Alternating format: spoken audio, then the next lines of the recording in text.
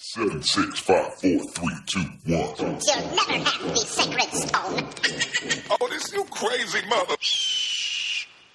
Hello, monkeys, and welcome to the Live Wild or Die podcast.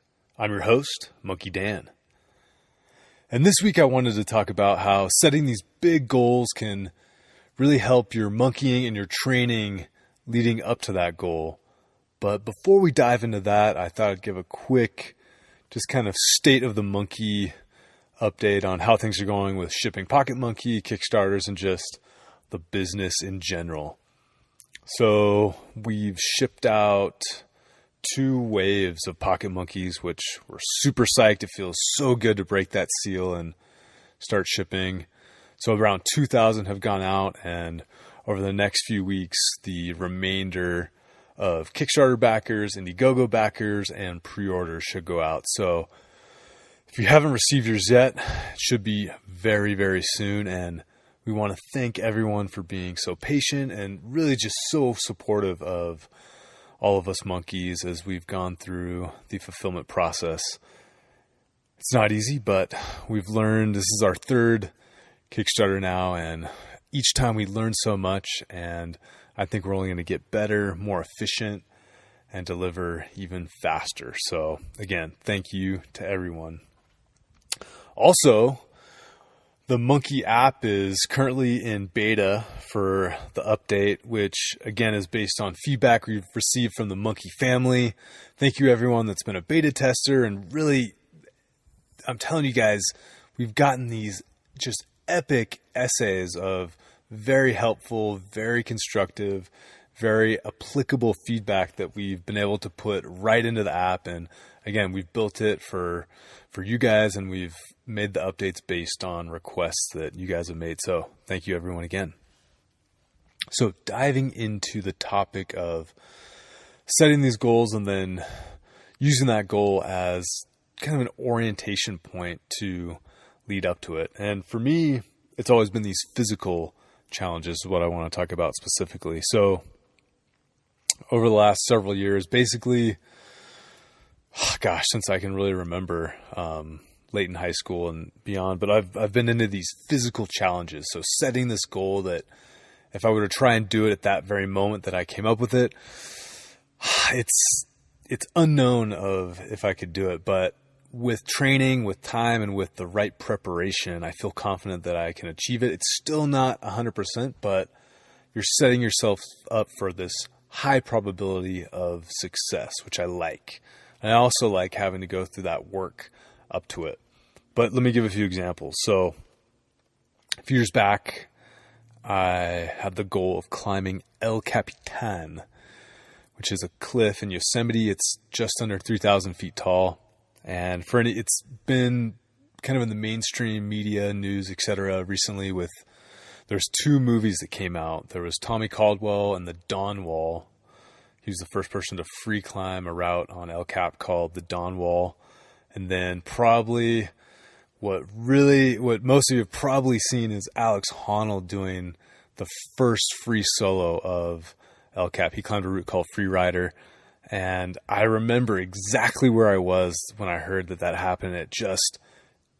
If you're not a climber, it probably looks crazy and insane. But if you are a climber, which I've spent quite a few years, days, months out at the cliffs, if you are a climber, I think it's even more amazing. So I actually haven't seen these movies. My wife had a baby right when they came out. So if you've seen them, you probably know what I'm talking about, but I'm really looking forward to seeing those.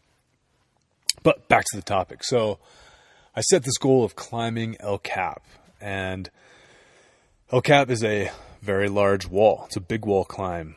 I'd never done anything that big before, and I knew when I set that goal, I was going to have this kind of incremental process leading up to El Cap so that I would have this high probability of success.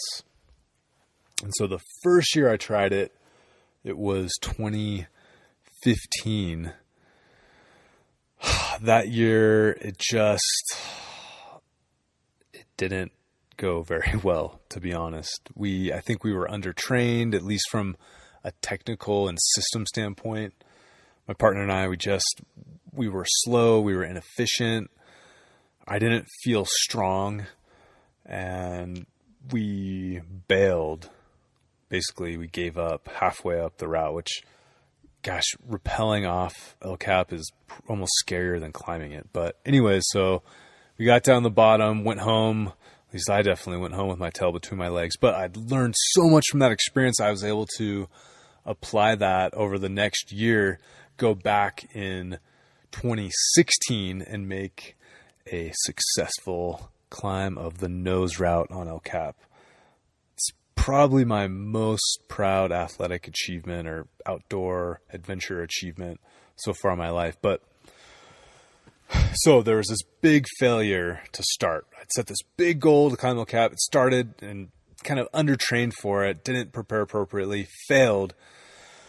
What that failure allowed me to do was really understand what I was trying to achieve. And basically from that point on, every climb I did, every time I went to the gym, every run, every monkey workout, it all fit into this puzzle that was leading up to that final climb. And I think for me, setting those big goals, it really helps give you direction and orient you on the day to day.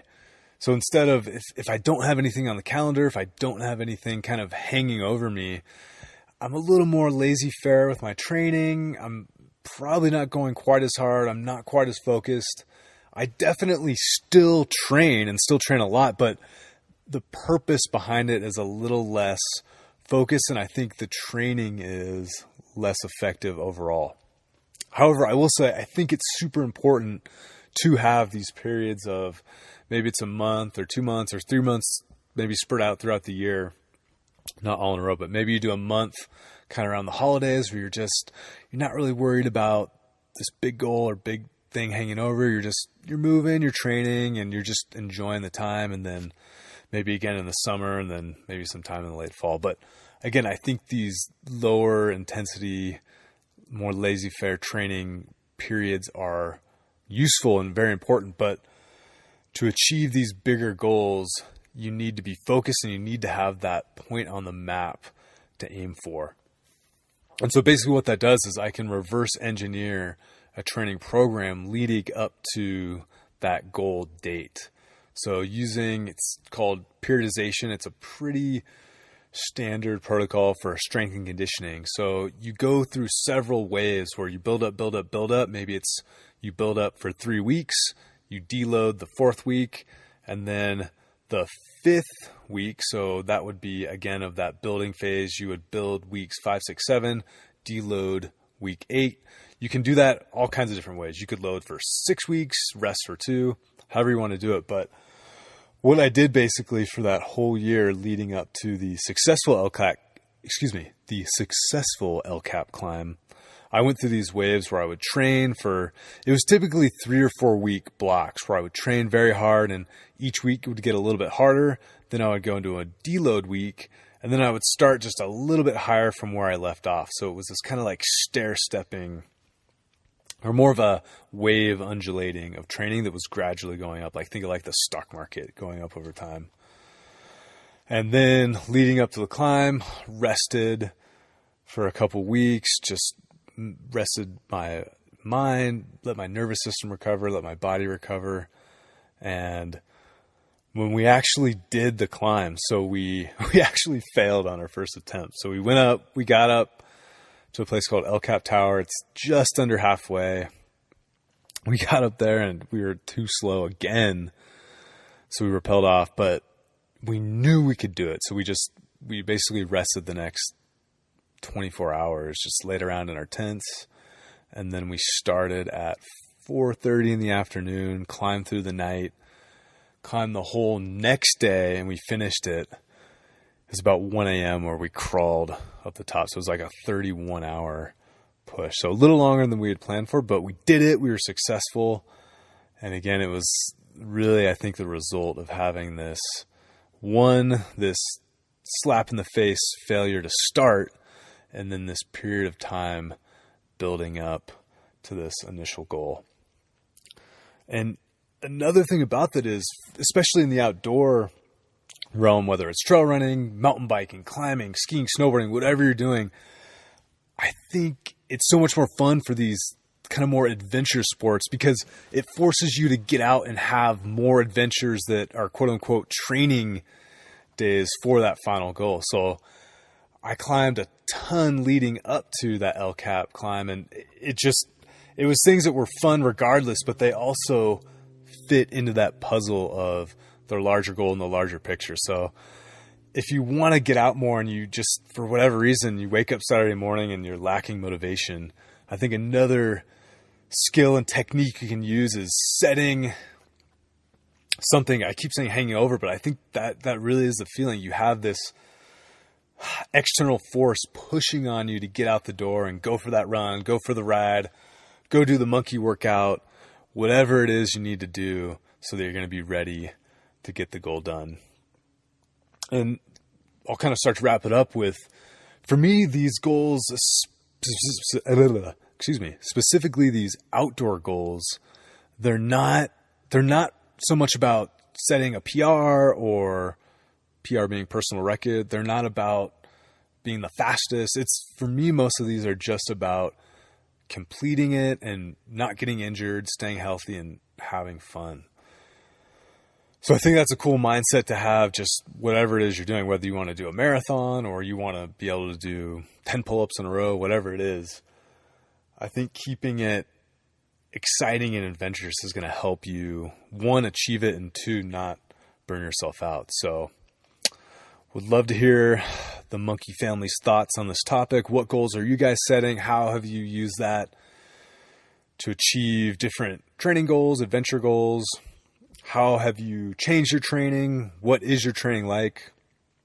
I'm super curious to hear what other folks are doing. So leave a comment at the bottom. If you're listening on YouTube, send an email. You can send it to elders, ELDERS, at monkey, monkii.co. And lastly, if you're listening on iTunes and you're enjoying this, please feel free to leave a review. Always good to get that feedback and lets other monkeys know what they're getting into. So thanks everyone again. Stay wild and monkey on.